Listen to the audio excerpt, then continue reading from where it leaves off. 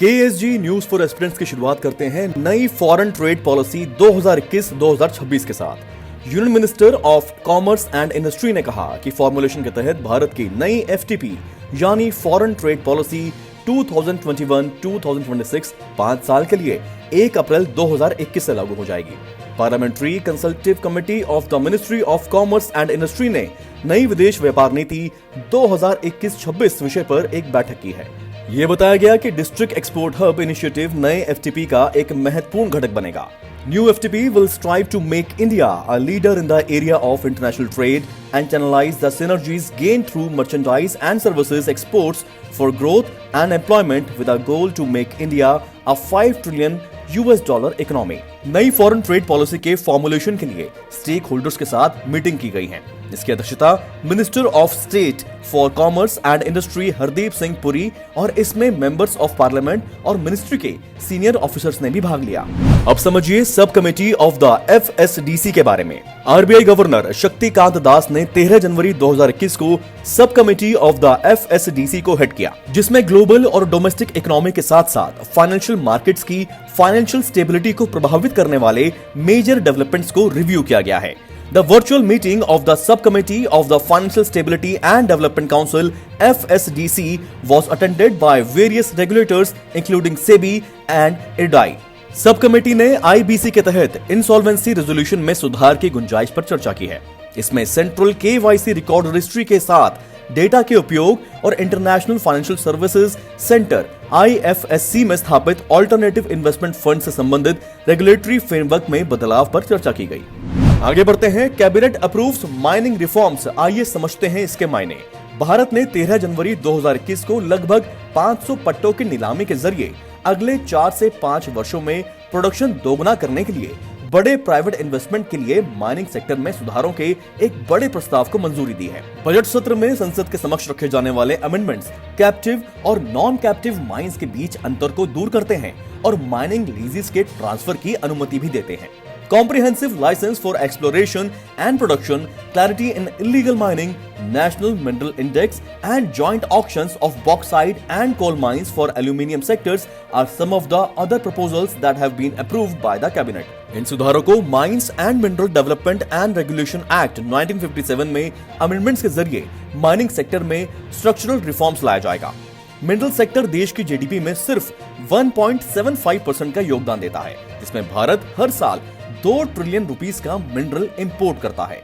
Captive mines will be allowed to sell up to 50% of the minerals excavated during the current year.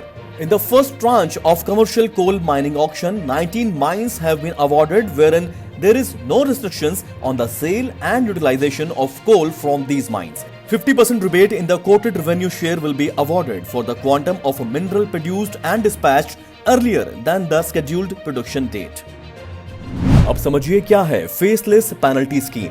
सरकार ने faceless penalty scheme 2021 पेश की है, जो faceless tax व्यवस्था के तहत असेसमेंट पर पेनल्टी जारी करने को डिजिटाइज करेगा।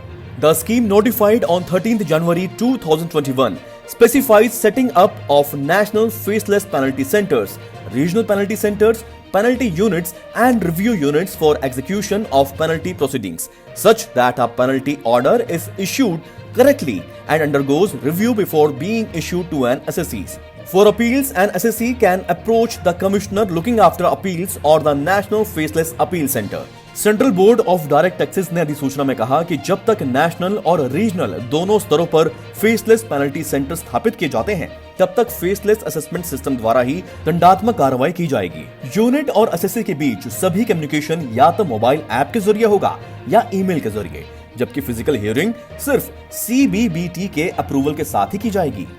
खबरों में आगे बढ़ते हैं। बात करते हैं India UAE MOU for scientific and technical cooperation.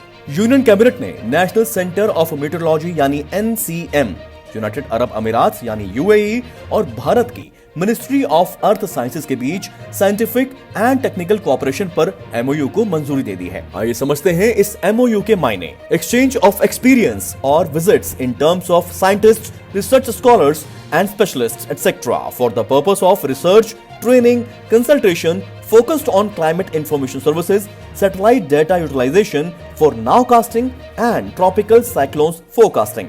Cooperation to support the Tsunami Early Warning Center, that is TEWC, in the form of forecasting modeling software specifically designed to support the tsunami forecasting operations. Cooperation in the field of seismology, which includes the study of seismic activities having the potential to generate tsunami waves in Arabian Sea and Oman Sea. Cooperation in early warning of sand and dust storms through the exchange of knowledge. अगला topic है China completes 3D mapping of its western border. चीन की peoples liberation army यानी PLA ने देश की सीमा की सटीकता परखने के लिए पहली बार एक 3D मैप तैयार किया है।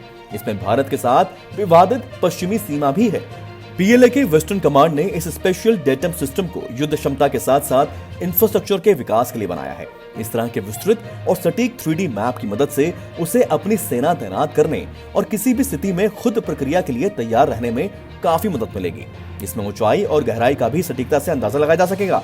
इससे सैनिकों के साथ सैन्य उपकरणों को तैनात करने और इस्तेमाल करने में उसे मदद मिलेगी। China has the longest border spanning 22,000 kilometres and shares them with 14 countries, with 11 of them including India in the western sector. Bharat और चीन के पास पूर्वी लद्दाख सहित 3,488 किलोमीटर लंबी लाइन ऑफ एक्चुअल कंट्रोल यानी LAC है, जहां दोनों देशों की सेनाओं ने बड़ी संख्या में तैनाती की हुई है। डिफेंस से जुड़ी एक और खबर का रुख करते हैं। वायुसेना को मिलेंगे 83 तेजस विमान। सरकार ने 48,000 करोड़ की डील को मंजूरी दे दी है। यूनियन कैबिनेट ने 73 LCA तेजस MK-1A फाइटर एयरक्राफ्ट और 10 LCA तेजस MK-1 ट्रेनर एयरक्राफ्ट खरीदने की मंजूरी दी है। Light combat aircraft MK-1A variant एक स्वदेशी रूप से डिजाइन, विकसित और निर्मित state of the art modern 4+ generation fighter aircraft है। This aircraft is equipped with critical operational capabilities of active electronically scanned array radar, beyond visual range missile, electronic warfare suit, and air-to-air refueling would be a potent platform to meet the operational requirements of Indian Air Force. मंत्रिमंडल ने परियोजना के तहत भारतीय वायुसेना द्वारा बुनियादी ढांचे के विकास को भी मंजूरी दे दी है।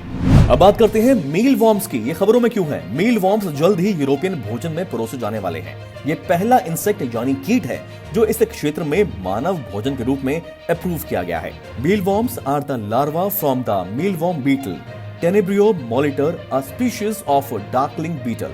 Despite their name, mealworms are beetle larvae rather than worms.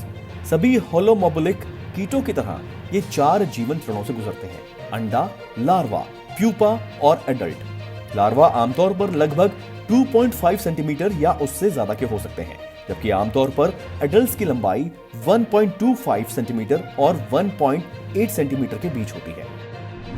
आइए त्योहारों की बात करते हैं। लोहड़ी, मकर संक्रांति, पोंगल, भोगली, बिहू, उत्तरायण और पोष पर्व। इन त्योहारों को पूरे भारत में विविध प्रकार से मनाया जाता है। मकर संक्रांति हिंदू कैलेंडर में सूर्य देवता के संदर्भ में एक त्योहार का दिन है। मकर संक्रांति सोलर साइकिल के अनुसार मनाया जाता है। यह आमतौर पर 14 जनवरी को आयोजित किया जाता है या एक दिन पहले या कभी बाद में भी आता है। कुछ क्षेत्रों में यह उत्सव 4 दिनों तक भी चल सकता है और अनुष्ठानों में बहुत ही ज्यादा भिन्नता होती है। आइए इसके महत्व की बात करते हैं। ये चिन्हित करता है मकर में सूर्य के ट्रांजिट होने के पहले दिन के रूप में। संक्रांति अधिक दिनों की शुरुआत के साथ सर्दियों के महीनों के अंत को चिन्हित करती है।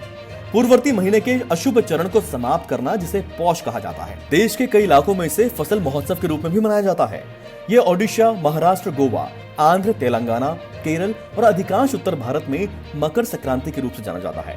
भारत के बाकी हिस्सों में इसे और भी नामों से जाना जाता है। बंगाल में पौष पर्बोन, तमिलनाडु में पोंगल, गुजरात में उत्तरायण, असम में भोगली बिहू, पंजाब और जम्मू में लोहड़ी, हरियाणा और हिमाचल में माघी, कर्नाटक में मकर संक्रांति, कश्मीर में सायंकरात, मध्य प्रदेश में सुकरत, बिहार, झारखंड और उत्तर प्रदेश के कुछ हिस्सों में खिचड़ी परवा। KSG न्यूज फॉर एस्पिरेंट्स में आज के लिए इतना ही। अगर हमारी कोशिश आपको अच्छी लगे तो उसे लाइक करना ना भूलें। ज्ञान बांटने से बढ़ता है, इसलिए इस वीडियो को शेयर भी करें। कोई भी इंफॉर्मेटिव वीडियो आपसे मिस ना हो जाए, इसलिए इस चैनल को सब्सक्राइब करना ना भूलें। Thank you, God bless.